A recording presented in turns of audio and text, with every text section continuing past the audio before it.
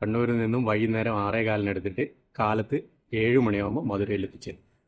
ഇന്നത്തെ എൻ്റെ യാത്ര മധുരയിലേക്കാണ് കേട്ടാ. കണ്ണൂരിൽ നിന്ന് ഡെയിലി വൈകുന്നേരം 6:15 മധുരയിലേക്ക് ബസ് ഉണ്ട് കേട്ടാ. ഇത് അധികാരിക്കും അറിയില്ല.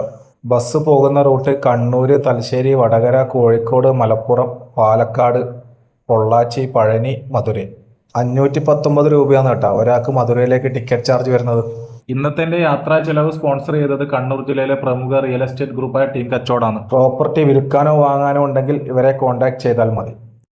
6:15 കണ്ണൂരിൽ നിന്ന് വിട്ട ബസ് 6:50 തലശ്ശേരി എത്തണ്ടേ. ബ്ലോക്ക് കാരണം 7:20 എത്താൻ.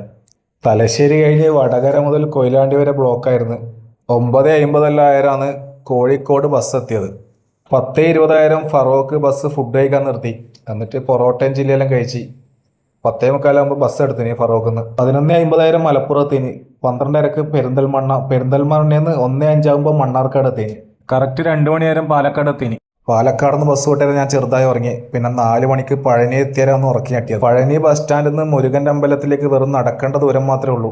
രാവിലെ 6:30 മധുര മട്ടുത്തവാണി ബസ് സ്റ്റാൻഡിൽ എത്തിനാട്ടാ.